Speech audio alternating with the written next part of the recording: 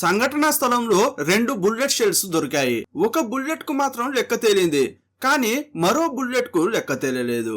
దాన్ని కనిపెట్టడం కోసం పోలీసులు ఆ ఇంట్లోని గోడలు, కిటికీలు, ఫర్నిచర్ అంతా వెతికారు. పొరపాటున వాటికి గుచ్చుకుందేమో అని అనుకున్నారు.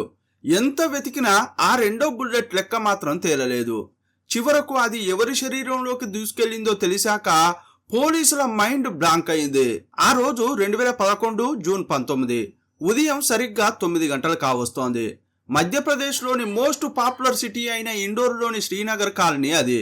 ఆ కాలనీలోని ఒక సందు గుండా ఒక మహిళ నడుచుకుంటూ వెళ్తోంది. అయితే ఆమె దృష్టి అనుకోకుండా అక్కడున్న ఒక ఇంటి మెట్లపై పడింది. ఆ మెట్లను చూడగానే ఆమె ఒక్కసారిగా స్తంభించిపోయింది. ఎందుకంటే అక్కడ ఆమెకు రక్తం అంటిన కాలి ముద్రలు కనిపించాయి. ఆ ముద్రలు కేవలం మెట్లపైనే ఆగిపోలేదు, ఆ ఇంటి లోపలి నుండి మొదలై మెట్ల మీదుగా సాగుతూ కిందున్న రోడ్డు వరకు వచ్చాయి. అది చూసిన ఆ మహిళకు చాలా భయం వేసింది.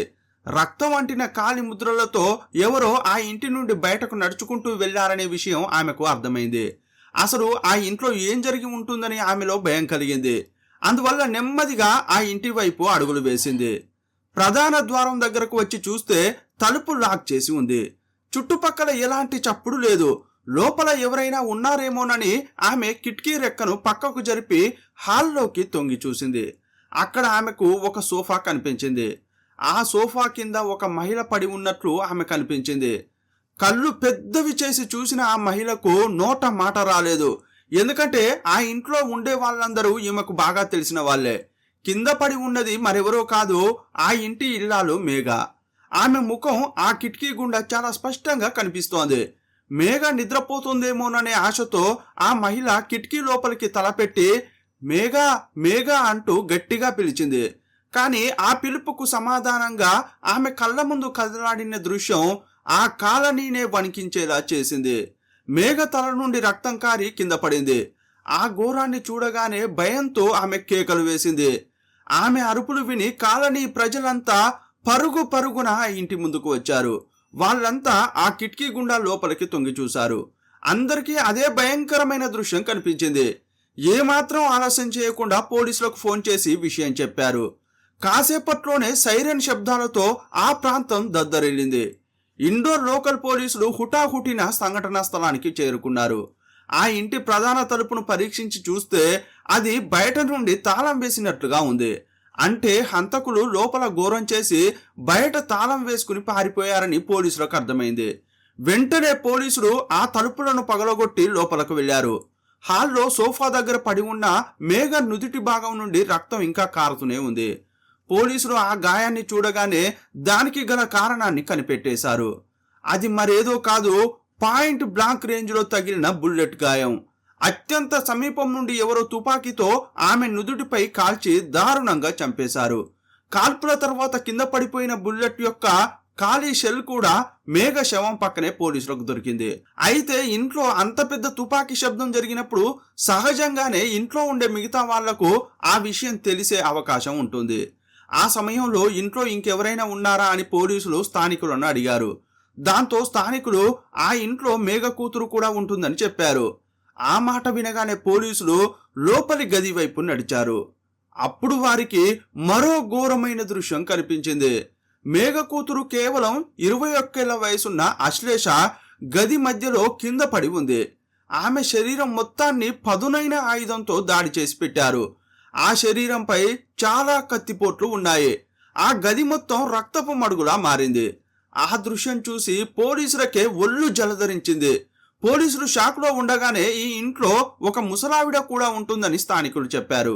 వెంటనే మరో గదిలోకి పోలీసులు పరిగెత్తారు. అక్కడున్న మంచంపై ఒక వృద్ధురాలు ఉంది. దగ్గరికెళ్లి చూస్తే ఆ బెడ్ మొత్తం రక్తంతో తడిసిపోయి ఉండడం కనిపించింది.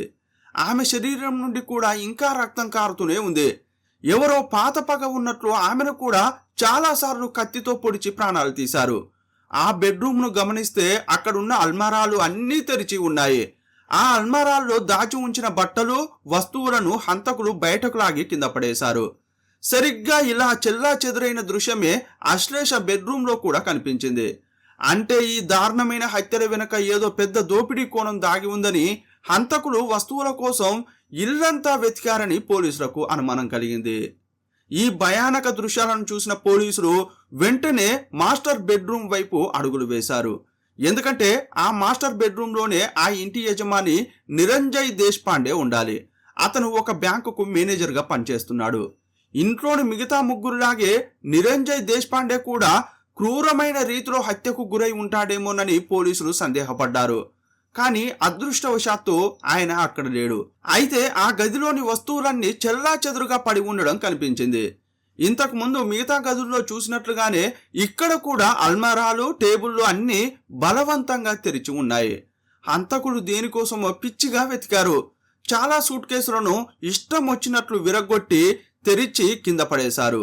అంతటితో ఆగకుండా ఆ గదిలో ఉన్న ఒక లాకర్ను కూడా పగలగొట్టడానికి ప్రయత్నించారు. కానీ ఎంత వెతికినా నిరంజయ్ దేశపాండే మాత్రం ఆ గదిలో లేడు. ఆయన అసలు ఎక్కడికి వెళ్ళాడనే ప్రశ్న పోలీసుల మైండ్లో మెదిలింది. ఈలోపు మీడియాకు ఈ విషయం తెలిసిపోయింది. మధ్యప్రదేశ్లోనే అత్యంత పాపులర్ బిజీ సిటీ అయిన ఇండోర్లో ఉదయమే 3 వ్యక్తులు అత్యంత కిరాతకంగా హత్యకు గురయ్యారనే వార్త హల్చల్ చేసింది. ఈ సమయంలో పోలీసులు ఆ ఇంటి యజమాని అయిన నిరంజయ్ దేశపాండే ఎక్కడున్నాడో తెలుసుకోవడానికి ప్రయత్నించారు. ఆయన పనిచేసే ఆఫీసులో మాట్లాడినప్పుడు పోలీసులకు ఒక విషయం తెలిసింది. నిరంజయ్ దేశపాండే ఆ నగరంలో లేరని, ఆయన బ్యాంకు పని మీద ఒక టూర్లో ఉన్నాడని సిబ్బంది చెప్పారు. ఆయన 2 రోజుల క్రితమే ఆ టూర్కు వెళ్లారని, రేపు ఆయన తన టీంతో కలిసి తిరిగి వస్తారని తెలిసింది. పోలీసులు వెంటనే ఆ టూర్ ప్రోగ్రామ్ను ఆర్గనైజ్ చేసిన వాళ్ళను కనిపెట్టారు. నిరంజయ్ దేశపాండే ఇంట్లో ఇంతటి దారుణమైన సంఘటన జరిగిందనే భయంకరమైన నిజాన్ని ఆయనకు నేరుగా చెప్పడం ఎవరికైనా కష్టమే. కాబట్టి ఆ విషయాన్ని ఆయనకు పద్ధతిగా తెలియజేసే బాధ్యతను బ్యాంకు అధికారులకే పోలీసులు అప్పగించారు. ఈలోపు ఫోరెన్సిక్ నిపుణులు సంఘటనా స్థలానికి చేరుకున్నారు. ఆధారాల కోసం అన్వేషించారు. అసలు అంతమంది జనం తిరుగుతున్న ఆ హౌసింగ్ కాలనీలో ఎలాంటి అలజడి లేకుండా హంతకులు ఆ ఇంట్లోకి ఎలా ప్రవేశించారు? తుపాకీ పేరినప్పుడు వచ్చే భారీ శబ్దం ఇరుగు పొరుగు వాళ్లకు ఎందుకు వినపడలేదు? హాల్లో మేఘను తుపాకీతో కాల్చి చంపిన హంతకులు పక్క గదిలోకి వెళ్లేసరికి గన్ పక్కన పెట్టేసి 21 ఏళ్ల అశ్లేషను, ఆ ముసలావిడను కత్తితో ఎందుకు నరికి చంపారు? వాళ్ళ దగ్గర బుల్లెట్లు అయిపోయాయా, లేక పాత కక్షతో ప్రాణాలు తీయాలనే కసితో అలా చేశారా? ఇంతకీ ఆ రక్తపు కాలిముద్రలు వదిలి వెళ్లిన ఆ హంతకుడు ఎవరు? ఈ ప్రశ్నలన్నింటికీ సమాధానాలు తెలియాలంటే ఈ వీడియోను పూర్తిగా చూడాల్సిందే. మీరు చూస్తున్నది తెలుగు మిస్టరీ. నేను మీ ప్రభాకర్.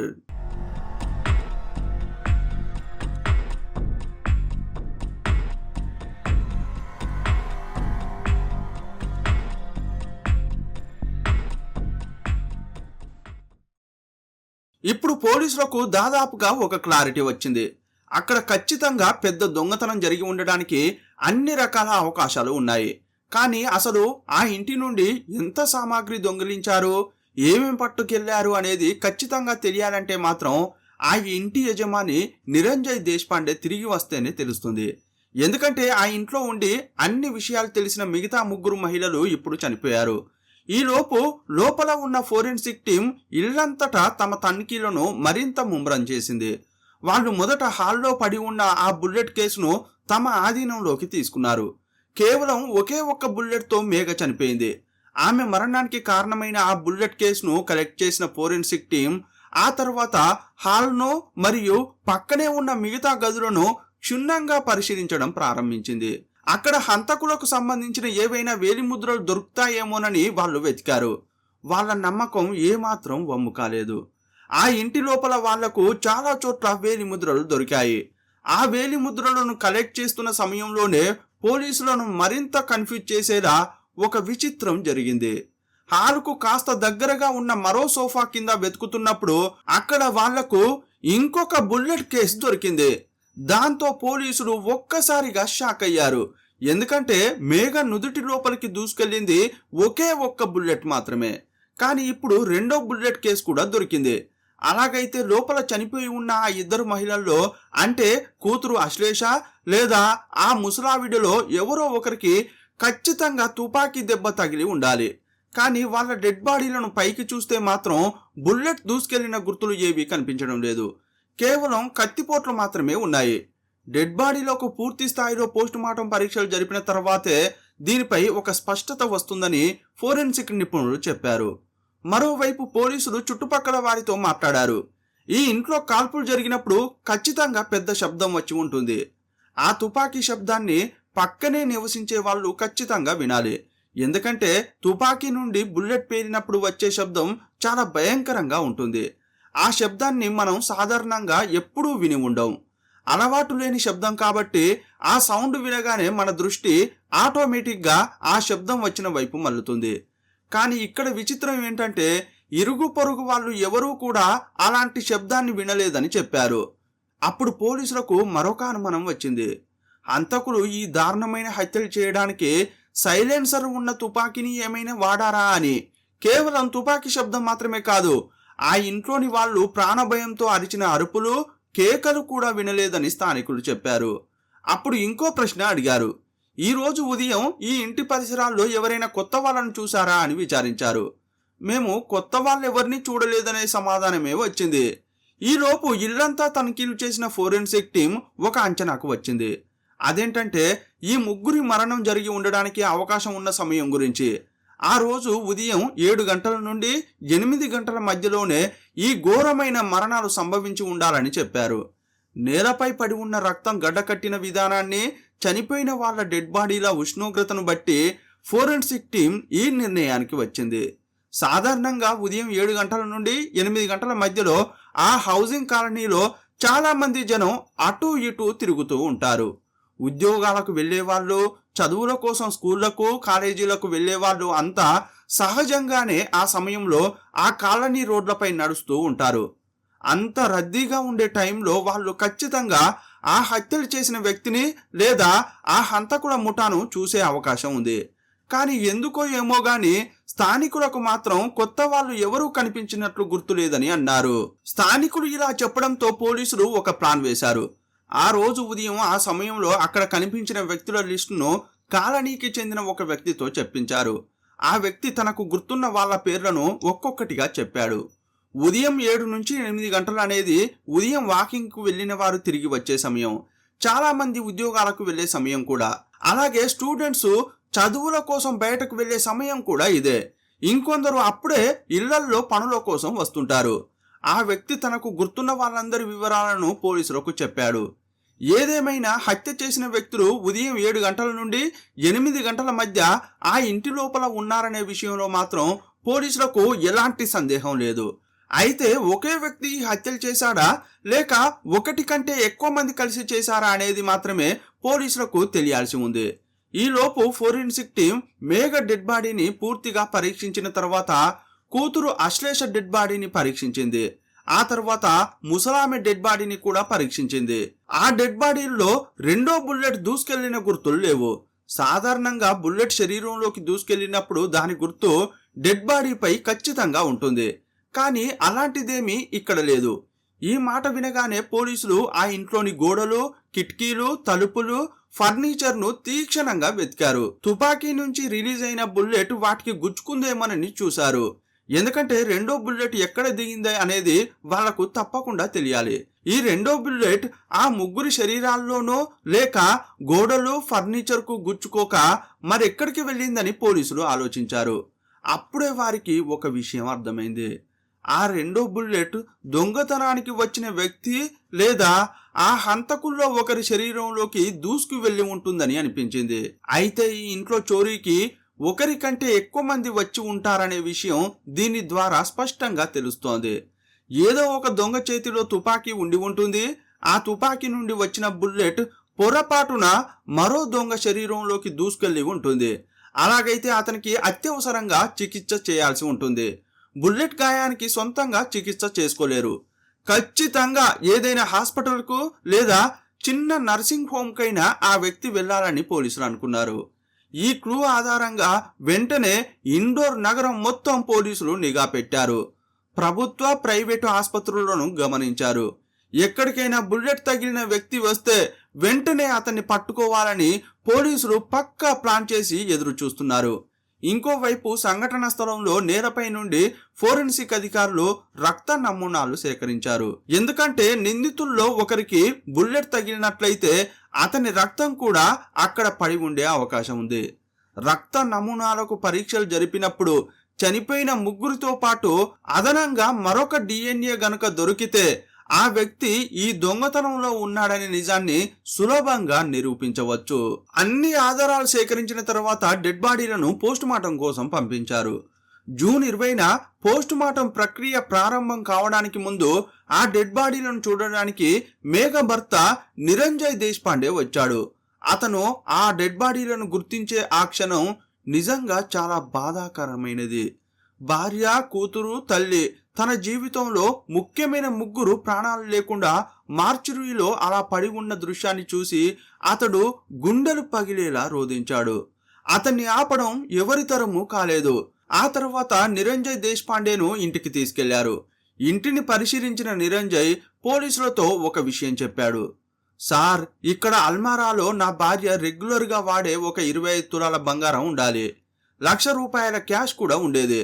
ఆ రెండు ఇప్పుడు లేవు. దొంగతనానికి వచ్చిన వాళ్ళు ఆ 25 తులాల బంగారాన్ని ₹1,00,000 క్యాష్ను పట్టుకెళ్లారని చెప్పాడు. నిరంజయ్ తెలుసుకున్న మరో విషయం ఏంటంటే మేఘ వాడే 2 ATM కార్డులు కూడా కనిపించడం లేదు. ఆమె ఫోన్ కూడా కనిపించట్లేదని చెప్పాడు.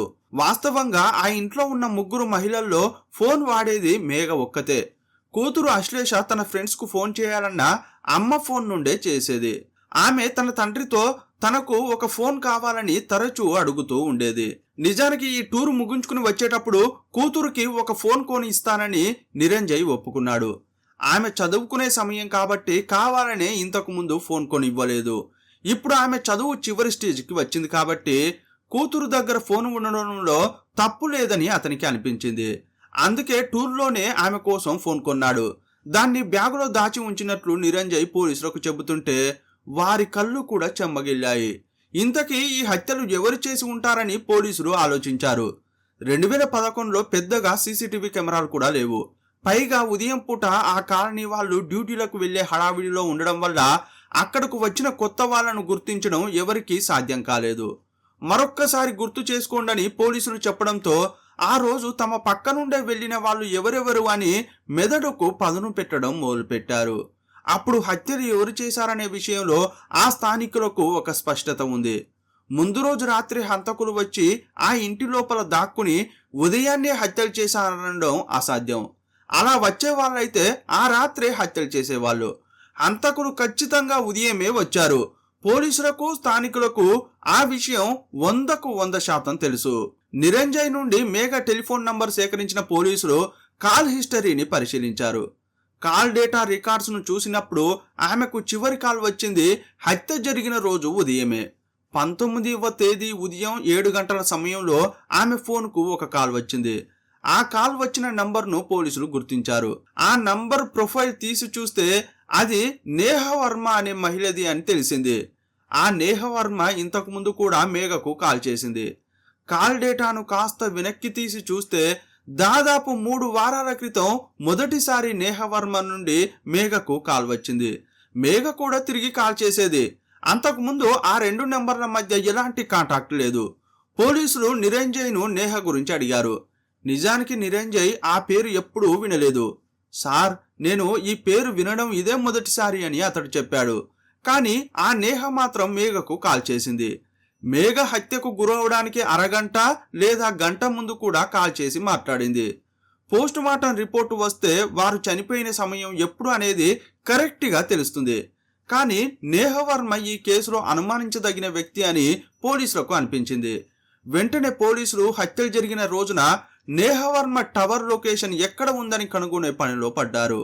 నేహ వర్మ ఆ ఫోన్ కాల్ను శ్రీనగర్ హౌసింగ్ కాలనీ లోపల నుంచే చేసిందని పోలీసులకు తెలిసింది. అంటే హత్య జరిగిన రోజు ఉదయం 7 గంటల సమయంలో నేహ వర్మ ఆ శ్రీనగర్ రెసిడెన్షియల్ కాలనీ లోపలే ఉంది. ఆమె ఫోన్ నంబర్ ఆధారంగా ఆమె ఫోటోను సేకరించడానికి పోలీసులు ప్రయత్నం చేశారు. మొబైల్ కనెక్షన్ తీసుకోవడానికి ఆమె ఇచ్చిన డాక్యుమెంట్ల ద్వారా ఆ వ్యక్తి ఫోటోను కనుగొనాలనేది పోలీసుల ఆలోచన. ఒకవైపు పోలీసులు అలా ప్రయత్నిస్తుండగానే పోస్ట్ మార్టం రిపోర్టు వచ్చింది. ముందుగా ఫోరెన్సిక్ విభాగం చెప్పినట్లే అన్ని విషయాలు అందులో ఉన్నాయి. మేఘను పాయింట్ బ్లాంక్ లో ఒకే ఒక్క షాట్ తో కాల్చి చంపారు.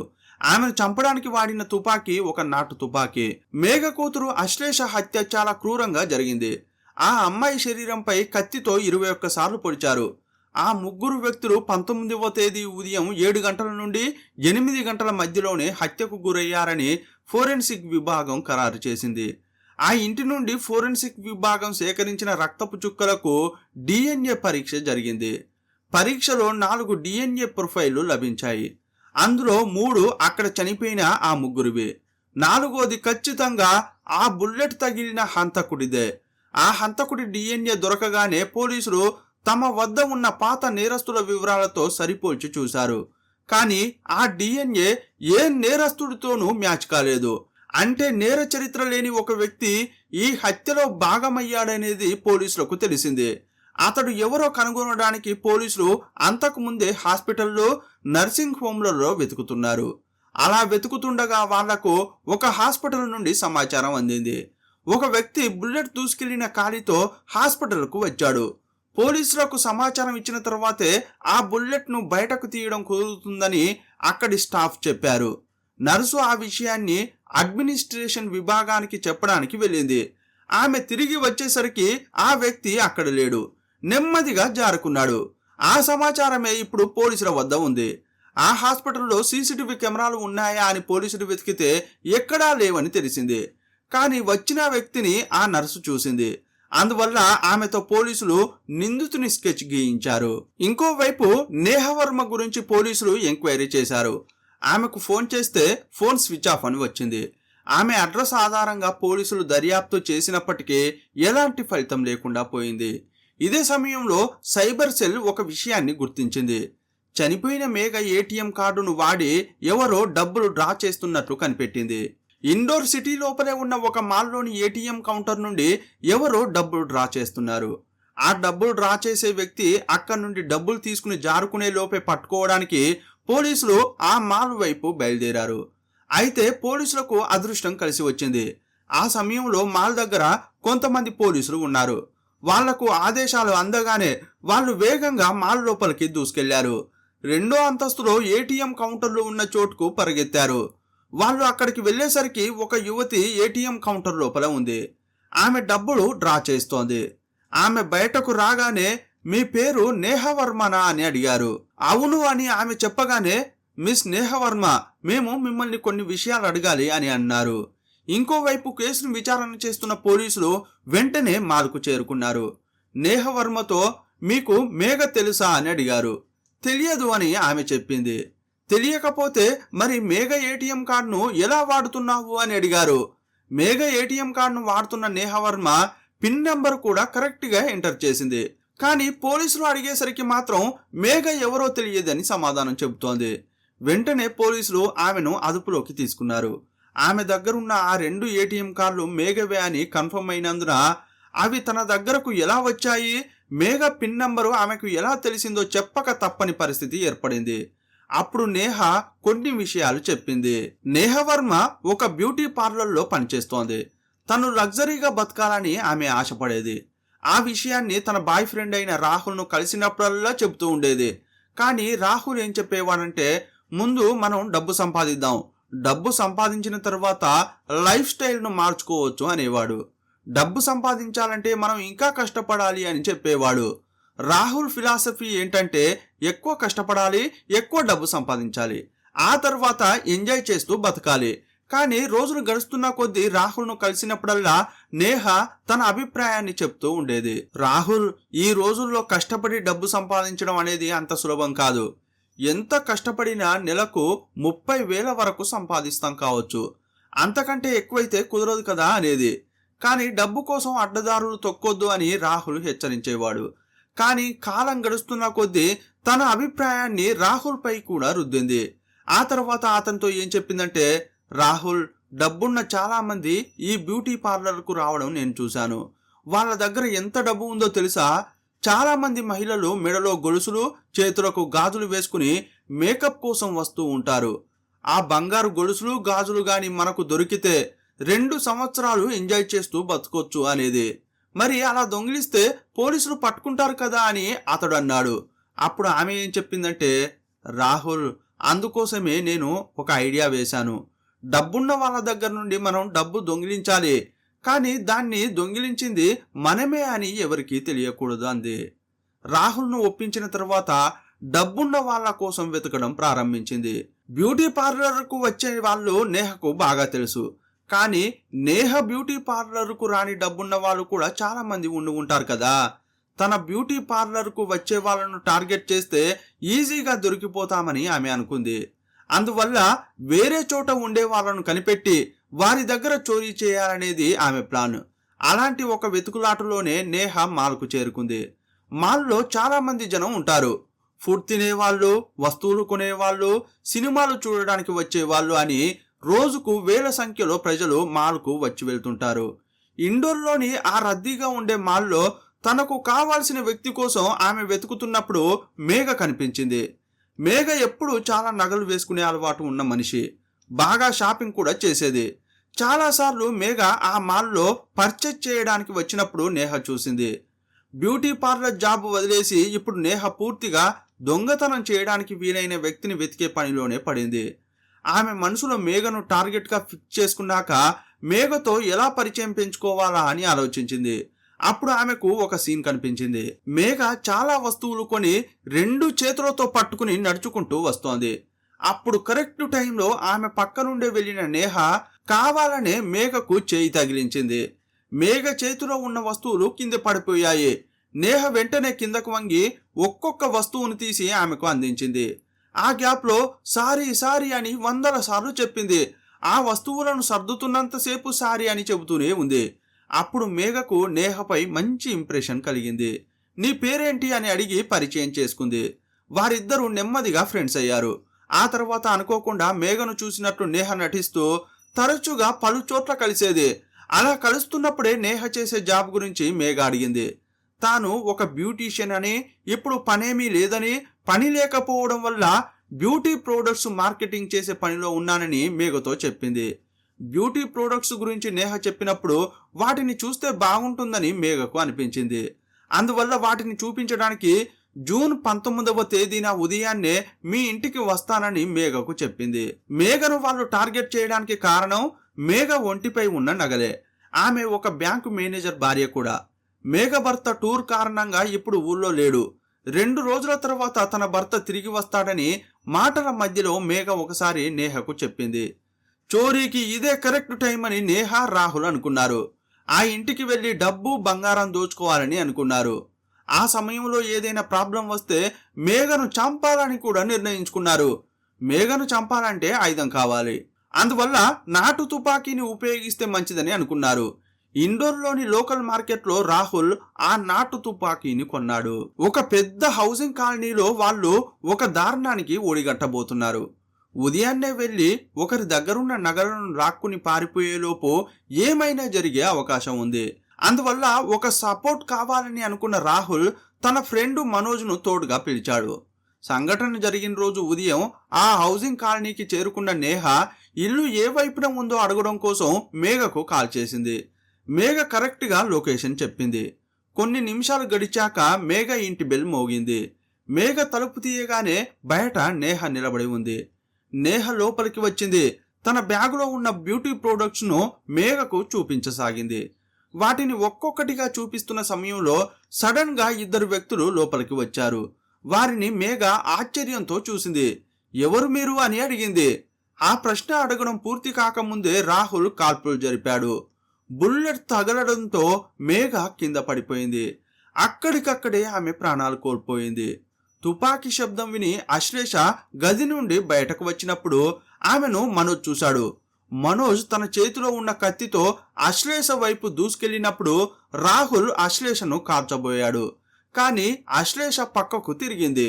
అప్పుడు అశ్లేష వైపు పరిగెత్తుకుంటూ వచ్చిన మనోజ్ కాలికి ఆ బుల్లెట్ తగిలింది. వెంటనే మనోజ్ కింద పడిపోయాడు. ఆ దృశ్యాన్ని చూసిన రాహుల్ ముందుకు దూకి అశ్లేష దగ్గరికి వచ్చేసరికే నేహ కూడా అశ్లేష దగ్గరకు వచ్చేసింది. ఆమె తన చేతిలో ఉన్న కత్తితో అశ్లేషను దారుణంగా పొడిచింది. అదే సమయంలో రాహుల్ కూడా అశ్లేషపై దాడి చేశాడు. ఇద్దరూ కలిసి 21 సార్లు అశ్లేష శరీరంపై తమ కత్తులతో పొడిచేసరికి ఆమె చనిపోయింది. ఈ సమయంలో అక్కడున్న మరో బెడ్రూమ్ తలుపు లాక్ చేసి ఉంది. లోపల ఉన్న ముసలామెకు ఈ విషయం అస్సలు తెలియదు. మేఘ ఇంట్లో ఇంకొకరు కూడా ఉన్నారనే విషయం నేహకు తెలుసు. నేహ ఆ విషయాన్ని చెప్పడంతో వాళ్ళు ముగ్గురు నెమ్మదిగా ఆ గది దగ్గరకు వచ్చారు. నేహ మెల్లగా ఆ తలుపు తీసేసరికి లోపల మంచంపై ముసలామె ప్రశాంతంగా నిద్రపోతోంది. ఆమె నిద్రను శాశ్వత నిద్రగా మార్చేయాలనే ప్లాన్తో ఆ ముగ్గురు లోపలికి వెళ్లారు.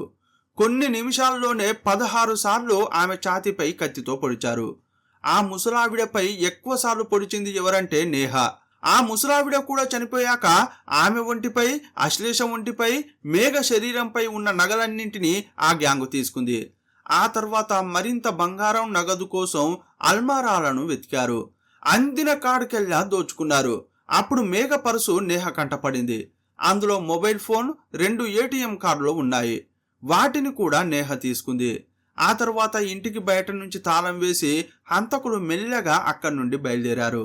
అలా వెళ్తున్నప్పుడు మనోజ్ కాలి నుండి రక్తం కారి అతని కాలి ముద్రలు పడ్డాయి. దాన్ని గమనించకుండానే వాళ్ళు నడుచుకుంటూ బయటకు వచ్చారు. అప్పుడు ఇంటి ముందు జనం లేరు. వాళ్ళు ముందుకు నడుస్తున్న కొద్దీ వేరువేరు సందుల నుండి రోడ్డుపైకి జనం వస్తుండడంతో వాళ్ళు కూడా జనంలా కలిసిపోయి మెయిన్ రోడ్డుకు చేరుకున్నారు. ఆ సమయంలో మనోజ్ కాలి నుండి రక్తం కింద పడుతున్న విషయం జనాల దృష్టిలో పడలేదు. ఉదయాన్నే హడావిడిగా ఉద్యోగాలకు, చదువుల కోసం వెళ్లే క్రమంలో ఎవరూ ఆ విషయాన్ని గమనించలేదు. మెయిన్ రోడ్డుకు చేరుకున్నాక వాళ్ళు అంతకుముందే అరేంజ్ చేసుకున్న వెహికల్లో పారిపోయారు. ఇప్పటి వరకు జరిగిన విషయాలన్నీ నేహ పోలీసులకు చెప్పింది. నేహ ఇచ్చిన సమాచారంతో పోలీసులకు రాహుల్ను, మనోజ్ను పట్టుకోవడం ఈజీ అయింది. ఈ కేసు కోర్టుకు వచ్చినప్పుడు వాదోపవాదాలు తీవ్రంగా జరిగాయి. విచారణ ముగిశాక జడ్జి ఆ ముగ్గురికి ఉరిశిక్ష విధించారు. ఉరిశిక్షను రద్దు చేయాలని హైకోర్టుకు నేహ అప్పీల్ చేసుకుంది. ఏళ్ల తరబడి నిరీక్షణ తర్వాత చివరికి ఆమె ఉరిశిక్షను జీవిత ఖైదుగా మారుస్తూ 2021లో తీర్పు వచ్చింది. కష్టపడి సంపాదించే తక్కువ డబ్బు కంటే అడ్డదారిలో వచ్చే లక్షలు గొప్పవి అనుకుంది నేహ. జీవితాన్ని ఎంజాయ్ చేయాలనే పిచ్చి కోరిక, కష్టం లేకుండా త్వరగా డబ్బు సంపాదించాలనే పేరాశతో ముగ్గురు అమాయకులను బలిగొంది. శ్రమను నమ్ముకోకుండా ఇతరుల సొమ్ముపై ఆశపడే గుణం మనిషిని ఎంతటి కసాయిగానైనా మారుస్తుందని అనడానికి ఈ సంఘటనే ఉదాహరణ. అతి వినయం ధూర్త లక్షణం అంటారు. ఒక మాల్లో కావాలనే మేఘను ఢీకొట్టి వస్తువులు కింద పడేలా చేసిన నేహ ఆ తర్వాత క్షమాపణలు చెప్పి అతిగా జాలిని చూపిస్తూ పరిచయం పెంచుకుంది. ఆ పరిచయాన్ని మేఘ గుడ్డిగా నమ్మింది. పరిచయం లేని వ్యక్తులు మనతో అతిగా స్నేహం చేస్తున్నప్పుడు, అమితంగా పొగుడుతున్నప్పుడు చాలా జాగ్రత్తగా ఉండాలి. మన అమాయకత్వమే హంతకులకు ఆయుధంగా మారుతుంది. ప్రస్తుతం కాలం చాలా మారిపోయింది. మన ఎదురుగా నవ్వుతూ మాట్లాడే ప్రతి ముఖం వెనుక ఉన్నది మంచితనమే అనుకుంటే పొరపాటే. ఆ నవ్వు వెనుక ఎంతటి క్రూరత్వం దాగుందో గ్రహించలేకపోతే ఆ అమాయకత్వమే రేపు మన ప్రాణాలకు ముప్పుగా మారవచ్చు. ఒక యువతి అయిన నేహ ఎలాంటి కనికరం లేకుండా ఒక తల్లిని, కూతుర్ని, వృద్ధురాలి అని కూడా చూడకుండా కిరాతకంగా చంపేసింది. ఈ సంఘటన ద్వారా క్రూరత్వానికి ఆడ, మగ అనే తేడా లేదని అర్థమవుతోంది. అందుకే ఎల్లప్పుడూ అప్రమత్తంగా ఉండడం, కొత్త వారితో పరిమితిని పాటించడం మనల్ని, మన కుటుంబాన్ని కాపాడుతుంది. స్ట్రేంజర్ ఎల్లప్పుడూ డేంజరే. ఈ విషయాన్ని ప్రతి ఒక్కరూ గుర్తుపెట్టుకోవాలి. ఈ వీడియోపై మీ అభిప్రాయం ఏంటో కామెంట్ బాక్స్లో రాయండి. మరో వీడియోలో మళ్ళీ కలుసుకుందాం. అప్పటి వరకు సెలవు. జై హింద్.